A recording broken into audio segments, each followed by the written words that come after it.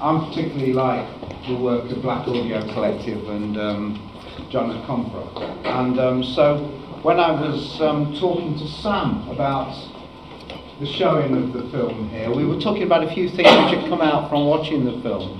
And I thought I'd try and fill in a little bit with just a few images and a few ideas. It says on a poster, it says Frank Abbott and Pizza Off. A presentation by, that's not me, I don't have a band called Pizza Off or anything like that. But it's a real ramshackle collection of images I'm putting together, just 10 minutes of stuff which is in sort of ramshackle homage to the monitors they've got on the screen of the film. So we cobbled together bits and pieces of technology to produce a multimedia, multi-screen effect.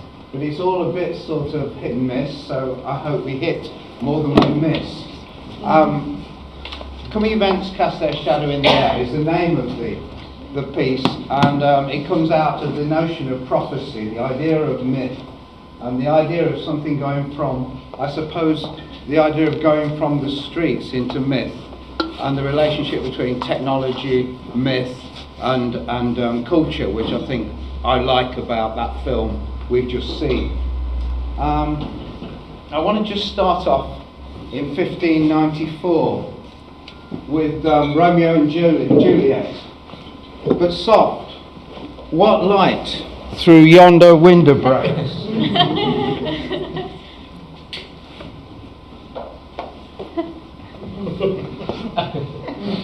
Marshall McLuhan used this quote to represent the media, television, and he said, "She speaks and yet says nothing," which is the notion that simply by speaking, the media says something.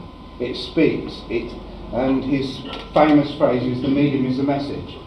So the idea of that kind of simple presence of technology, changing things by being there, which I think is one of the things which, when talking to Sam about the film, we were talking about that sort of sense of technology just being there and being gathered up and used and creating a future. But there was some kind of things which were kind of interesting about that relationship between technology and science fiction.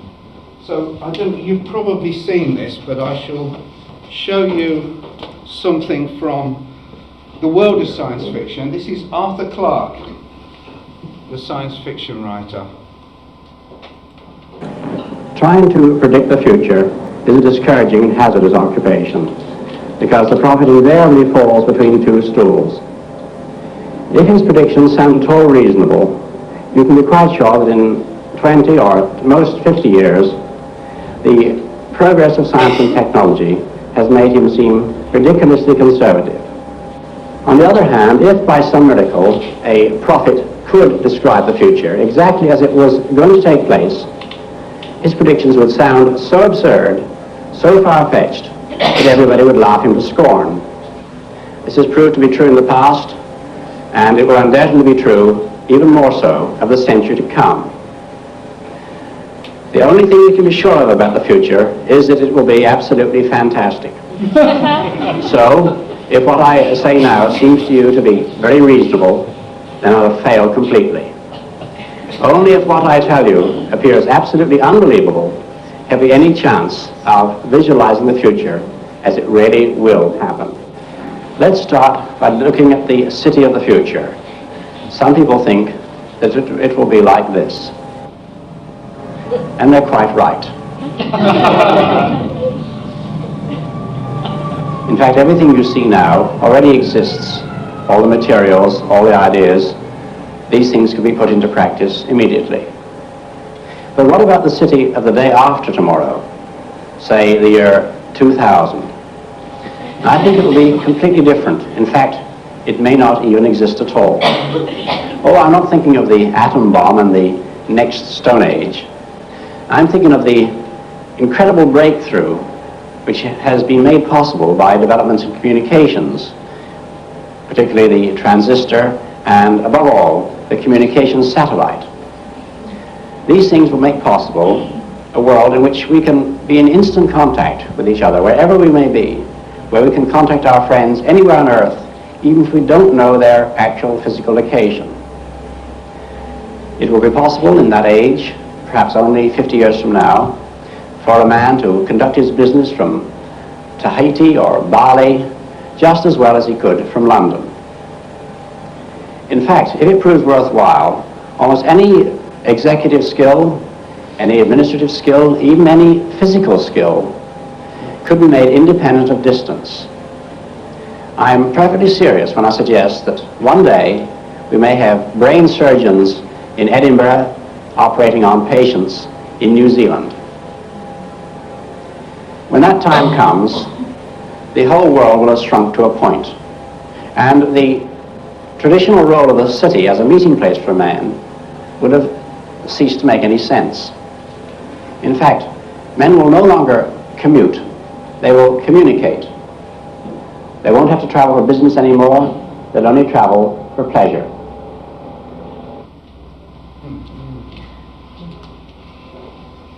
So that sort of fantastical view from 1964 is kind of puts a lot of the kind of things in the film, I thought, in context in terms of people thinking about the future, but also the idea of a home, a space, the idea of, say, the kind of particular notion of a black community in the diaspora, and the notion of a homeland, and the way that communications technology breaks where we live up into a different kind of meaning, because technology makes place different. One of the things which Marshall McLuhan says, electronic circuitry confers a mythic dimension on our ordinary individual and group actions. Individual and small things which are done become circulated around the world almost instantly, and the simplest kind of events turn into myths, the way that ancient myths sort of evolved, but instantly through the fact that they enter technology.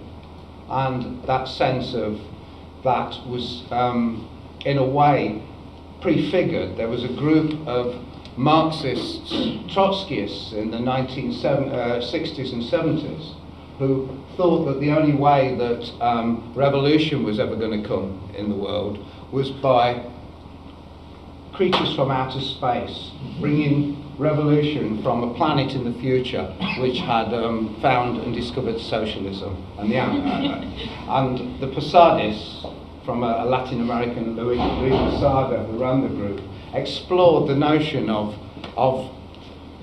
revolution from outer space, having given up on the notion that revolution was going to come from the working class or the third world or any of the other places that revolution was thought to come on. So in a sense, there's an echo of that notion of the future from the 1960s and 70s. I'm going to look at another date now, because the other thing which I was talking to Sam about was the kind of contradiction between all this notion of technology and freedom and how it's developed and what was actually physically happening in the world at the time. And I wanted to look at a particular September the 11th. Not September the 11th of recent years, but another September the 11th.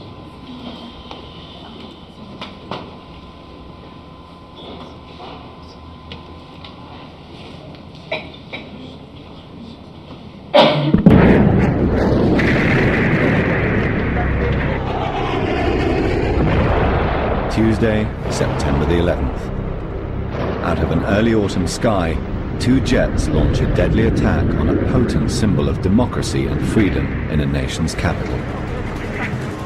In Santiago, General Pinochet, America's man, sent in his British-made bombers against the presidential palace. It was September the 11th, 1973, a date that held an infamy. From inside the palace, Allende refused to leave, true to his promise not to surrender the government for which the ordinary people of Chile had voted. He broadcast this last message. The deposing of the elected government in Chile in 1973 was the start of a whole economic change in the world, which brought about the kind of global conditions which enabled things like the internet and the global electronic technology to happen.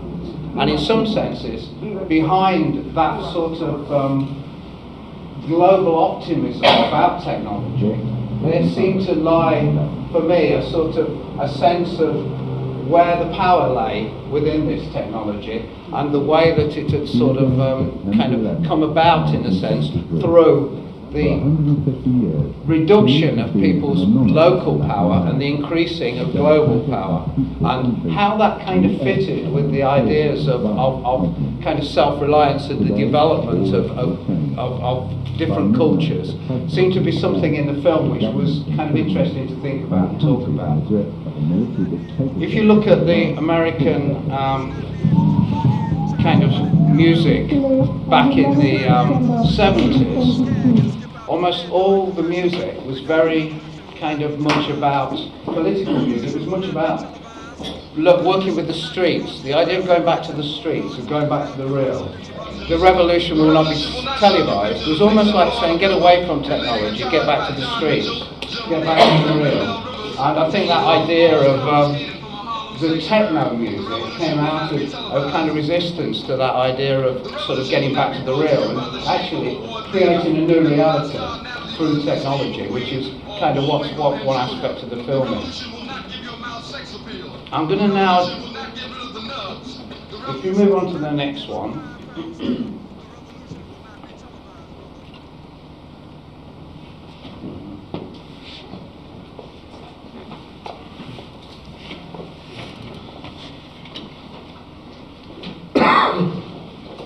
by 1977 and the arrival of the VHS,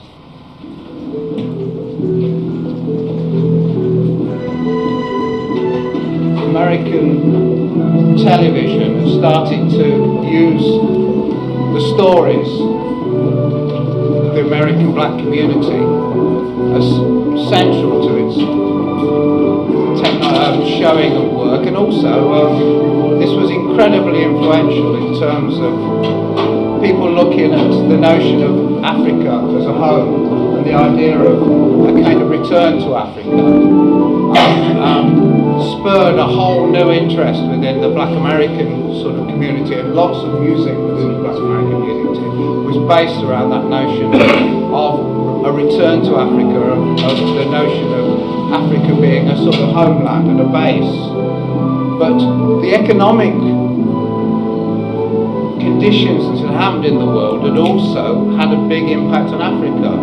And during that period, Africa was very much being destroyed by this global economic situation, where it was a period of kind of great poverty and famine within the homeland. And for Americans, there was a terrible contradiction between Africa being the ideal homeland and what was actually happening within Africa, with dictatorships, with poverty, and with the kind of sort of sense that it was, when returned to, Africa wasn't the Africa that was expected. And I think some of that rise of the kind of mythic ideas is an attempt to kind of deal with that contradiction between the two Africas.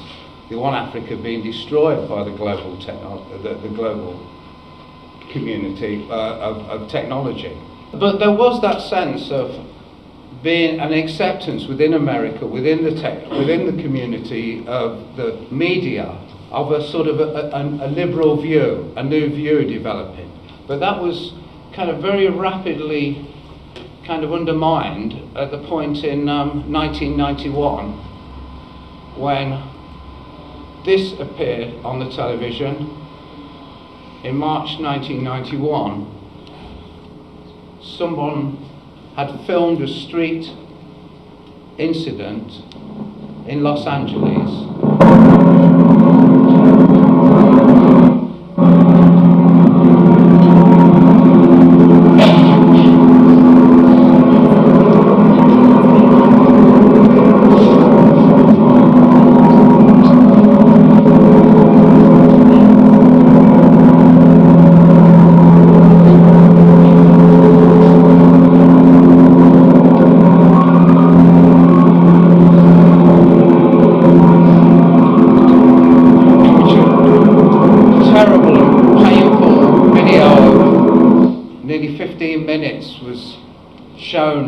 throughout the world on the same media communications, but was shot by somebody with their own home video camera. So that kind of movement from the street into the into the mass media, which we now see with mobile phones and global Twitter and tweets and Twitters and videos online, was kind of foreseen in a sense with the Rodney King beatings, which eventually led to an enormous eruption of civil disorder in America and a kind of massive resistance on the part of the black community, particularly in Los Angeles. And in some senses, feels like it was almost a return to the 60s and 70s, even after the idealism of the development of Roots and those kind of media images which seem to have been around, plus the complete dominance almost of American popular culture by black American artists who had written the soundtrack for the whole younger generation of America right through from the 60s. At the same year as the Rodney King beatings happened, the internet was born, and Berners-Lee made the first website in 1991, a few months later.